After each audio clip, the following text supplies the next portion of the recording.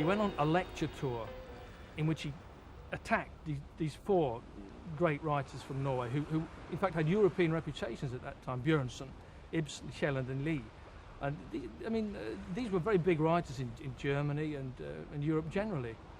And he attacked them on the grounds that principally their character, their psychology was banal, it was naive, it was caricature, not real psychology. The literary establishment closed ranks against him because of his rudeness, because it was like swearing in church to criticise people like Ibsen and Bjørnson in those days. So they closed ranks against him. They found him uppity. They thought, well, who the hell does he think he is? Hamsun quite quickly found allies in his battle to break down the old idea of literature in Strindberg, who struck him as the polar opposite of Ibsen.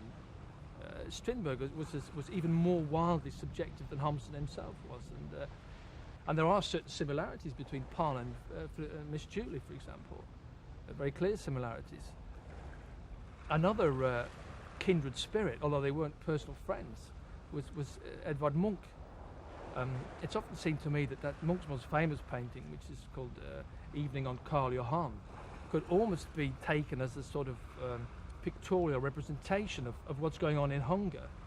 You've got this crowd of completely alienated big city people walking like zombies down the main street of Oslo, and this one figure walking in the opposite direction, this one figure, if you like, that stands for the individual. Knut Hamsun is the father of the modern school of literature in his every aspect, his subjectiveness, his fragmentariness, his use of flashbacks, his lyricism. The whole modern school of fiction in the 20th century stems from Hamsun.